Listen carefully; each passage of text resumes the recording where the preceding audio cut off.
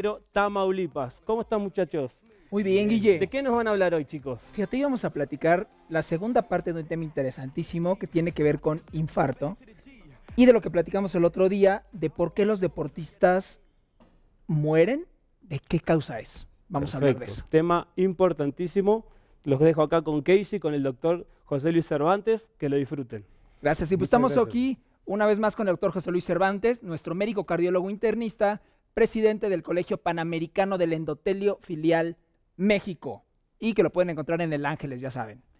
Pero a ver, José Luis, quiero que retomemos nuestra última plática sobre infarto. Mi pregunta es, ya nos contaste la vez pasada la sintomatología, que es un dolor intenso en el pecho, que lo que hay que hacer en casa es toser, tomarte un par de aspirinas y llamar a un servicio de ayuda en ambulancia. Ahora cuéntanos, ¿qué pasa llegando al hospital cuando llevas infartado? ¿Es así? Así es. Cuéntame. Platicamos, y buenos días a todos nuestros amigos, platicamos que tenemos un tiempo muy poco, muy pobre, para que podamos hacer algo para un paciente infartado. Lo ideal, países del primer mundo, tenemos de 1 a 3 horas, promedio 2, para que podamos ofrecer un tratamiento que resuelva al 100% la enfermedad. Esto es, que lleguen directamente a una sala de cateterismo, se mete un catéter a través de la arteria femoral o a través de una arteria de la mano, que sea la radial, llegar directamente a la arteria que se tapó, platicamos la vez pasada que se tapan por colesterol y un coágulo, destapar la arteria, utilizar un globito que se llama angioplastía, con la cual destapas la arteria, y si no dejamos nada, la arteria se vuelve a cerrar. Entonces se le mete un fierrito que se llama stent y con eso logra salvar el 90% del músculo que ha quedado lesionado. Países del primer mundo. Países en vías de desarrollo o países del primer mundo pero en ciudades más pequeñas, tenemos una segunda instancia que es la trombolisis. La trombolisis es un medicamento que destruye al coágulo. Hay que aplicarlo dentro de las 6 primeras horas que el sujeto se infartó. Se le administra por la vena y en teoría nosotros médicos tenemos datos para saber si hubo lo que se conoce como reperfusión. Reperfusión significa que la arteria se abrió, que el coágulo se destruyó y que volvió a pasar sangre, poquita, al corazón, pero lo suficiente como para salvarle la vida. Después de las 6 horas, 10 horas, no hay nada que hacer. El tratamiento es médico, simplemente quitarle el dolor, quitarle las arritmias, quitarle las molestias que en ese momento tenga, pero acordamos que la discapacidad que va a tener ese sujeto es enorme y platicamos la ocasión pasada que México ocupa el primer lugar de discapacidad en toda América Latina y uno de los primeros lugares en cuanto a infarto, siendo la primera causa de muerte en este país el infarto al corazón. Oye, José Luis, me surgen algunas dudas. Por ejemplo, ¿el cateterismo qué sería? ¿Es una cirugía? ¿Te lo hacen en el área de urgencias? ¿Qué tan complejo es ese proceso? ¿Qué tan riesgoso? En los países de primer mundo se está evitando el que el sujeto llegue al servicio de urgencias. Directamente llegue a la sala de hemodinamia. La sala de hemodinamia no es otra cosa más que una sala de rayos X, en donde existe una mesa, te acuestan en la mesa, te ponemos anestesia local, se pica la arteria de los toreros, la arteria femoral, y por ahí se mete un tubito que se llama catéter. Y ese catéter es el que tiene un globo. Cuando se llega a la arteria culpable, se mete el globo, se destapa el globo con alta presión, la arteria queda completamente abierta y el sujeto queda, pues, o sea, ese procedimiento, vivo. Digamos que sería menos arriesgado, por decirlo así. No, es el procedimiento estándar. La cirugía en un paciente recién infartado está formalmente proscrita. Y está proscrita pues, porque el sujeto está viviendo un evento agudo. Ya te puedes imaginar cómo está de dañado el corazón, de vulnerable el corazón. Entonces la cirugía no se hace. O tienes 3 caminos, o no haces nada porque el sujeto llegó muy tarde, o le metes un anticoagulante si cae dentro de las 6 primeras horas, o si estás en la posibilidad de destapar la arteria a través de un catéter, procedimiento que se llama angioplastía primaria. Wow, muy bien. Oye, ¿y qué tantas probabilidades hay de sobrevivir a este evento? Te pregunto esto precisamente pensando en que se dice mucho que el infarto en jóvenes es mortal y que en adultos pueden tener 5 y mantenerse bien. Entonces mi duda ¿es esto cierto, no es cierto? ¿Qué probabilidades tengo yo que tengo 40 años de sobrevivir o alguien de 30? cuéntanos. Uno, depende de la magnitud del infarto. Ok. Cuando hay obstrucciones de más del 40%, son incompatibles con la vida. Hagas lo que hagas, se va a morir en su casa. Muerte súbita.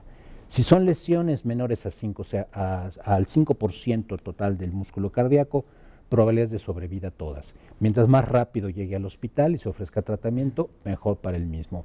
Tú acabas de preguntar algo que reiteradamente me han preguntado. ¿Por qué en el joven el infarto es terrible y en el viejo el infarto puede ser no tan grave? La razón, tenemos dos circuitos que irrigan al corazón, la coronaria derecha y la coronaria izquierda, y ambas están unidas por pequeños vasitos que se llaman colaterales. Esos vasitos están cerrados. Con la edad se van abriendo, de tal suerte que en un joven se te tapa bruscamente la coronaria derecha, pero no están los vasitos que están llevando sangre de la coronaria izquierda. Entonces la probabilidad de que mueras súbitamente porque se tapó la derecha es muy alto. En cambio el viejito ya abrió su circulación colateral, se le tapó el lado izquierdo, pero el lado derecho lo está nutriendo o viceversa, y por eso se pueden jactar y decir, yo ya sufrí 3 infartos, ¿no? Porque pues, son pequeñitos y tienen circulación colateral.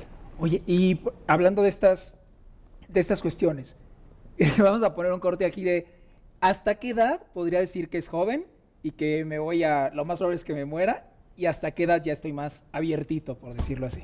Okay. Si el sujeto tiene múltiples factores de riesgo, que lo platicamos reiteradamente en los últimos 2 meses, el sujeto es viejo desde que tiene 30 años, ¿no?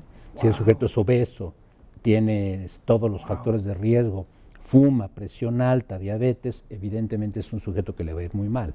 Pero si el sujeto eres tú, un sujeto que no tiene factores de riesgo, menores de 40 años de edad, 1, difícilmente te vas a infartar. Y 2, si te infartas por una arteria anormal por las que así naciste, tus probabilidades de sobrevida son mayores que aquel sujeto que hemos platicado que tiene múltiples factores de riesgo. Ok, y entonces después de los 40, ¿podría ser que haya menos probabilidad de que se muera un sujeto promedio? No, el infarto no depende de edad. Hemos acordado que el infarto depende de múltiples factores de riesgo. Quedamos que el más importante es la elevación del colesterol. Entonces un sujeto con colesterol alto puede infartarse a los 35 años o bien puede infartarse a los 70 si toda su vida fue como tú, deportista, y en su genética está que se llene de coágulos sus arterias. Oye, pero a ver, hablando de deportistas, esto es bien importante. ¿Por qué se mueren gente que hace mucho ejercicio, de alto rendimiento, que hacen maratones, fútbol? ¿Por qué se mueren? ¿Es de infarto, no es de infarto? ¿Qué información tienes? Fíjate que nosotros estamos a punto de publicar hace apenas un mes, y probablemente la semana entrante salga aquí, un programa en donde yo invité específicamente a una de las nutriólogas serias, Elizabeth Reyes, y con ella vamos a publicar un trabajo justamente haciendo referencia a deportistas de alto rendimiento.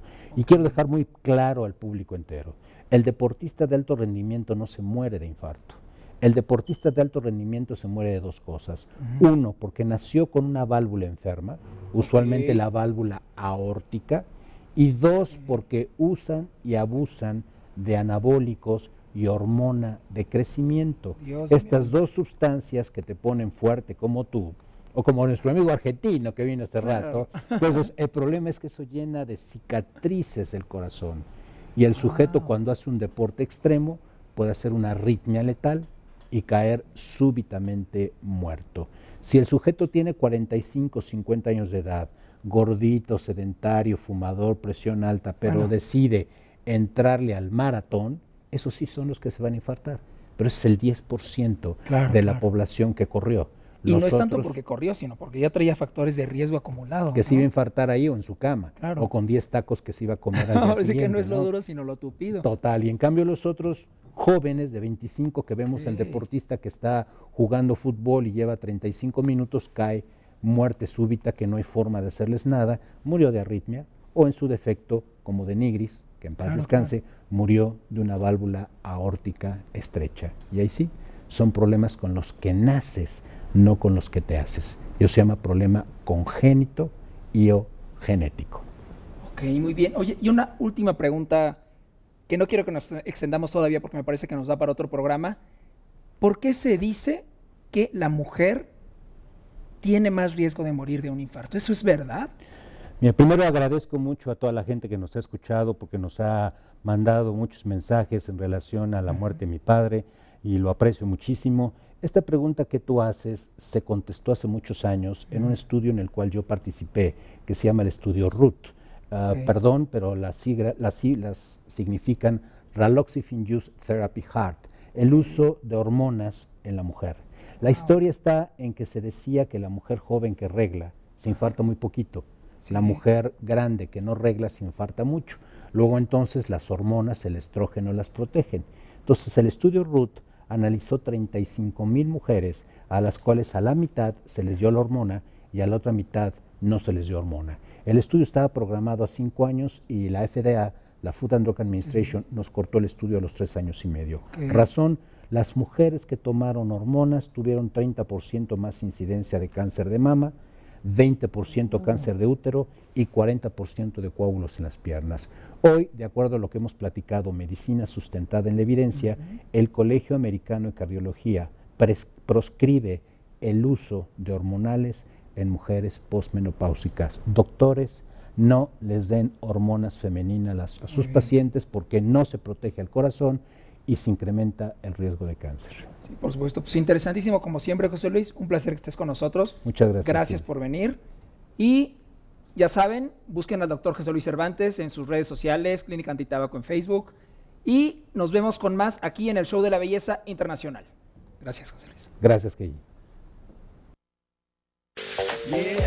No te vayas, porque tenemos más secretos.